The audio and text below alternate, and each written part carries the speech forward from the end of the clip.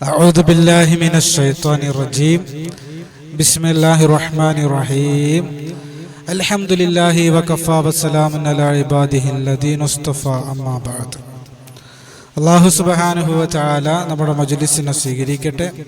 നമ്മുടെയൊക്കെ ജീവിതത്തിൽ അല്ലാഹു സന്തോഷം നൽകട്ടെ, സമാധാനം നൽകട്ടെ, റാഹത്ത് നൽകട്ടെ. ജീവിതത്തിൽ നാം അനുഭവിക്കുന്ന എല്ലാ സാമ്പത്തിക, ശാരീരിക, മാനസിക, പൈശാചികമായ വിഷമങ്ങളും പ്രയാസങ്ങളും അല്ലാഹു മാറ്റിത്തരട്ടെ. ദുആ വസിയത്ത് ചെയ്ത ധാരാളം സഹോദരങ്ങളുണ്ട്, സഹോദരിമാരുണ്ട്. അല്ലാഹു സുബ്ഹാനഹു വ തആല എല്ലാവരുടെയും ആഗ്രഹങ്ങളെ സഫലമാക്കട്ടെ. പരിശുദ്ധ റമളാൻ കൊണ്ട് വിജയിക്കാൻ അല്ലാഹു നമുക്ക് തൗഫീഖ് നൽകട്ടെ. ആമീൻ ബിറഹ്മതിക യാ അർഹമർ റഹീമീൻ. പ്രിയമുള്ള സഹോദരങ്ങളെ, സഹോദരിമാരെ, അല്ലാഹുവിൻ്റെ പരിശുദ്ധമായ റമളാനിൻ്റെ സുന്ദരമായ, പരിശുദ്ധമായ, പവിത്രമായ ദിനരാത്രങ്ങളാണ് നാം അനുഭവിച്ചു കൊണ്ടിരിക്കുന്നത്. നമുക്കറിയാം, പരിശുദ്ധമായ റമളാൻ ഒരുപാട് പ്രത്യേകതകളാൽ അനുഗ്രഹീതമാണ്. പരിശുദ്ധമായ റമളാൻ തറാവീഹിൻ്റെ മാസമാണ്, ലൈലത്തുൽ ഖദറിൻ്റെ മാസമാണ്, ഇഅ്തികാഫിൻ്റെ മാസമാണ്, സ്വതക്കയുടെ മാസമാണ്, ക്ഷമയുടെ മാസമാണ്, തഖ്വയുടെ മാസമാണ്, റഹ്മത്തിൻ്റെ മാസമാണ്, മഗ്ഫിറത്തിൻ്റെ മാസമാണ്, നരകമോചനത്തിൻ്റെ മാസമാണ്. ഇങ്ങനെ ഒരുപാട് പ്രത്യേകതകളാൽ പിശാചിനെ ചങ്ങലയിൽ ബന്ധിക്കുന്ന മാസമാണ്. സുന്നത്തുകൾക്ക് ഫർളിൻ്റെ പ്രതിഫലം അല്ലാഹു നൽകുന്ന മാസമാണ് അനുഗ്രഹീതമായ പരിശുദ്ധമായ റമളാൻ. ആ റമളാനിൽ നമ്മൾ എന്തു ചെയ്താലും നമുക്ക് നേട്ടങ്ങളാണ്. ആത്മീയമായ നേട്ടങ്ങൾ, ഭൗതികമായ നേട്ടങ്ങൾ, സാമ്പത്തികമായ നേട്ടങ്ങൾ, മാനസികമായ നേട്ടങ്ങൾ അല്ലാഹു സുബ്ഹാനഹു വ തആല നമുക്ക് ഒരുക്കി വെച്ചിരിക്കുകയാണ്. എത്ര ചെറിയ അമലുകൾക്കും അല്ലാഹു വലിയ വലിയ പ്രതിഫലം നൽകും. എന്നാൽ ഒരിക്കലും ഒഴിച്ചു കൂട്ടാൻ പറ്റാത്ത അത്ഭുതകരമായ 4 ദിക്റുകളുണ്ട്. ഈ ദിക്ർ മുത്തുനബി തങ്ങൾ തന്നെ നൂറ്റാണ്ടുകൾക്ക് മുമ്പ് പരിശുദ്ധമായ റമളാൻ തുടങ്ങുന്നതിൻ്റെ മുമ്പേ സ്വഹാബത്തിനെ ഓർമ്മപ്പെടുത്തിയ അത്ഭുതകരമായ ദിക്റാണ്.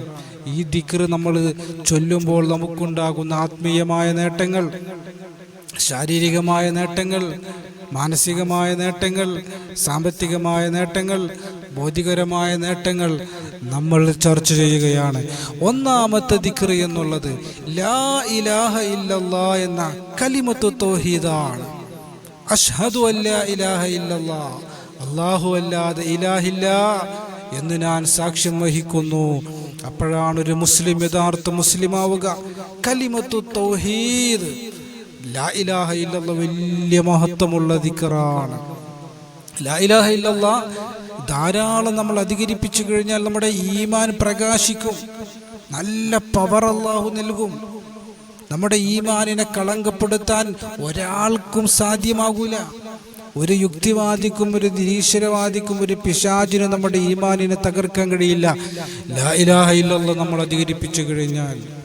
അതുപോലെ ഇബാദത്തുകളിൽ അല്ലാഹു നമുക്ക് മാധുര്യം നൽകും. ഇബാദത്തുകൾ നിർത്താൻ നമുക്ക് തോന്നൂല. എത്ര തറാവീഹ് നിസ്കരിച്ചാലും വീണ്ടും വീണ്ടും നിസ്കരിക്കാൻ തോന്നും. എത്ര ഇബാദത്തെടുത്താലും എത്ര ഖുർആൻ ഓതിയാലും മടുപ്പ് വരൂല. അതിലൊരു മാധുര്യം നുകരാൻ നമുക്ക് സാധിക്കും എന്നുള്ളതാണ് ലാ ഇലാഹ ഇല്ലല്ലാഹ് അധികരിപ്പിച്ചാൽ അല്ലാഹു നമുക്ക് നൽകുന്ന രണ്ടാമത്തെ നേട്ടം.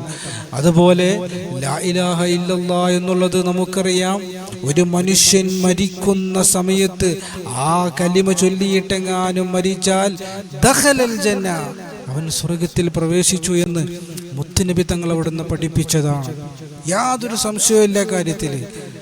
അങ്ങനെ ചൊല്ലാനുള്ള ഒരു തൗഫീഖ് നമുക്ക് ലഭിക്കണമെങ്കിൽ നമ്മൾ ലാ ഇലാഹ ഇല്ലല്ലാഹ് പതിവാക്കിയിരിക്കണമെന്ന് നമ്മുടെ ഉലമാക്കൾ നിർദ്ദേശിക്കാറുണ്ട്. ബഹുമാനപ്പെട്ട മൂസ നബി അലൈഹി സ്വലാത്തു വസ്സലാം ഒരിക്കൽ അല്ലാഹുവോട് ചോദിച്ചു, അല്ലാഹുവേ, എനിക്കൊരു ദിക്ർ പറഞ്ഞു തരുമോ? അല്ലാഹു പറഞ്ഞു, നീ ലാ ഇലാഹ ഇല്ലല്ലാഹ് ചൊല്ലിക്കോ. മൂസ നബി അലൈഹി സ്വലാം പറഞ്ഞു, അല്ലാഹുവേ, ഈ ലാ ഇലാഹ ഇല്ലല്ലാഹ് എല്ലാവരും ചൊല്ലുന്നതല്ലേ?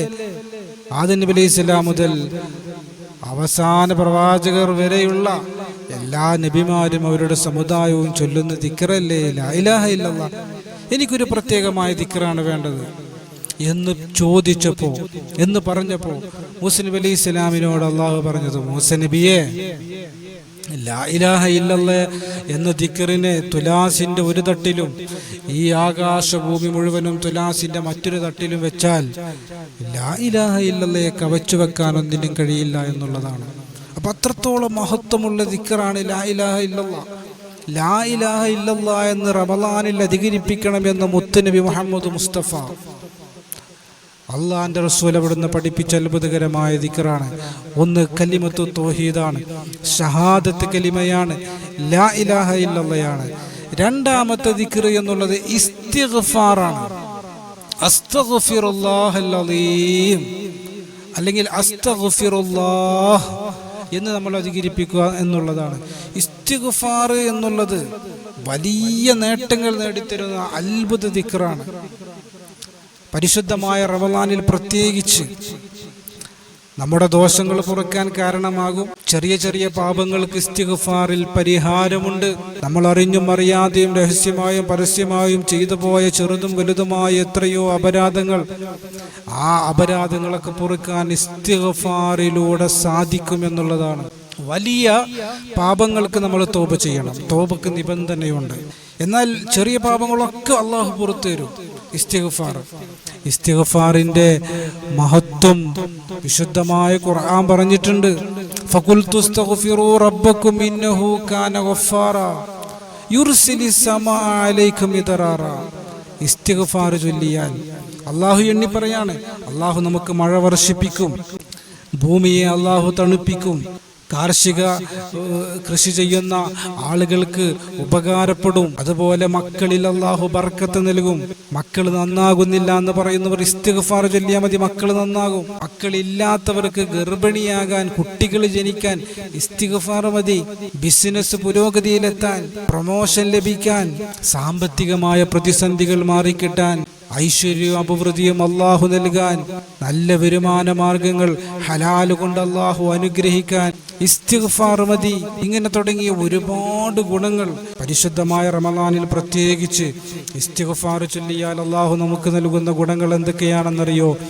പരിശുദ്ധമായ റമളാനിൽ ഇസ്തിഗ്ഫാറിനെ ഒരാൾ പതിവാക്കിയാൽ, നമ്മുടെ ഉലമാക്കൾ വിശദീകരിക്കുന്നു, എല്ലാ രാവിലും 10 പ്രാവശ്യം, എല്ലാ പകലിലും 10 പ്രാവശ്യം ഈ രൂപത്തിൽ ഇസ്തിഗ്ഫാറിനെ അധികരിപ്പിച്ചു കഴിഞ്ഞാൽ ജിബ്രീൽ അലൈഹിസ്സലാം, മീകായിൽ അലൈഹിസ്സലാം, ഇസ്രാഫീൽ അലൈഹിസ്സലാം, അസ്രായിൽ അലൈഹിസ്സലാം, അർശിനെ ചുമക്കുന്ന മലക്കുകൾ, ഇവരുടെയൊക്കെ പ്രതിഫലം അല്ലാഹു സുബ്ഹാനഹു വ തആല ഇവന് കൊടുക്കും എന്ന്, അതുപോലെ അവന്റെ പാപങ്ങളൊക്കെ അല്ലാഹു സുബ്ഹാനഹു വ തആല മായ്ച്ചു കളയും എന്ന് നമ്മുടെ ഉലമാക്കൾ വിശദീകരിക്കുകയാണ്. അപ്പൊ ഇസ്തിഗ്ഫാർ എന്നുള്ളത് റമളാനിൽ പ്രത്യേകിച്ച് നമ്മൾ മുറുകെ പിടിക്കേണ്ട ഒരു ദിക്റാണ്. ഒന്ന് അഷ്ഹദു അല്ലാ ഇലാഹ ഇല്ലല്ലാഹ്, മറ്റൊന്ന് അസ്തഗ്ഫിറുല്ലാഹ് എന്നുള്ളതാണ്. ഈ രണ്ട് കാര്യങ്ങൾ അല്ലാഹു സുബ്ഹാനഹു വ തആല നമുക്ക് വളരെ തൃപ്തിപ്പെടുന്ന രണ്ട് കാര്യങ്ങളാണ്. മുത്തുനബി തങ്ങൾ റമളാൻ തുടങ്ങുന്നതിൻ്റെ മുമ്പേ ഓർമ്മപ്പെടുത്തിയ രണ്ട് കാര്യങ്ങളാണ്. ഈ രണ്ട് ദിക്ർ നമ്മൾ ചേർത്ത് പിടിക്കുക എന്നുള്ളതാണ്. അതോടൊപ്പം ഈ രണ്ട് ദിക്റിൻ്റെ കൂടെ നമ്മൾ കൊണ്ടുവരേണ്ട അത്ഭുതകരമായ രണ്ട് കാര്യങ്ങളുണ്ട്. ഒന്ന് അല്ലാഹുവോട് സ്വർഗം ചോദിക്കലാണ്, മറ്റൊന്ന് നരകത്തിൽ നിന്ന് അല്ലാഹുവോട് കാവലിനെ തേടലാണ്. കാരണം ഒരുപാട് ആളുകളെ അല്ലാഹു നരകത്തിൽ നിന്ന് മോചിപ്പിക്കുന്ന റമളാൻ, ഒരുപാട് ആളുകൾക്ക് സ്വർഗപ്രവേശനം അല്ലാഹു കൊടുക്കുന്ന പരിശുദ്ധമായ റമളാൻ. അഷ്ഹദു അല്ലാ ഇലാഹ ഇല്ലല്ലാഹ് അസ്തഗ്ഫിറുല്ലാഹ് അസ്അലുക്കൽ ജന്നത വഅഊദു ബിക മിനന്നാർ. സ്വർഗം ചോദിക്കുകയും നരകത്തിൽ നിന്ന് കാവല് തേടുകയും ചെയ്യേണ്ടുന്ന സന്ദർഭമാണ്. ഈ അത്ഭുതകരമായ ദിക്ർ, 4 ദിക്ർ, ഷഹാദത്ത് കലിമ, ഇസ്തിഗ്ഫാർ, സ്വർഗം ചോദിക്കൽ, നരകത്തിൽ നിന്ന് കാവല് തേടൽ, ഈ 4 കാര്യങ്ങൾ നമ്മൾ പരിശുദ്ധമായ റമളാനിൽ മുറുകെ പിടിച്ചാൽ, ധാരാളം അധികരിപ്പിച്ചാൽ അല്ലാഹു സുബ്ഹാനഹു വ തആല നമുക്ക് നൽകുന്ന നേട്ടങ്ങൾ വലുതാണ്. ആത്മീയമായി, ഭൗതികമായി, സാമ്പത്തികമായി, ശാരീരികമായി, മാനസികമായി ഒക്കെ നമുക്ക് ഒരുപാട് മാറ്റങ്ങൾ ഉണ്ടാക്കിയെടുക്കാൻ കഴിയുന്ന അത്ഭുതകരമായ പ്രാർത്ഥനയാണ്, ദിക്റാണ്.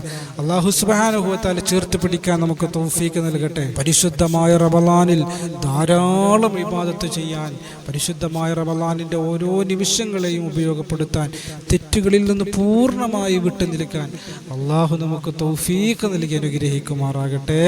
അല്ലാഹുവേ, പരിശുദ്ധമായ റമളാൻ കൊണ്ട് ഞങ്ങൾ വിജയിപ്പിക്കണേ അല്ലാഹ്. റബ്ബന ആതിനാ ഫിദ്ദുനിയ ഹസന വഫിൽ ആഖിറതി ഹസനത വഖിനാ അദാബന്നാർ.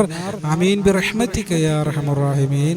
അസ്സലാമു അലൈക്കും വറഹ്മത്തുള്ളാഹി വബറകാതുഹു.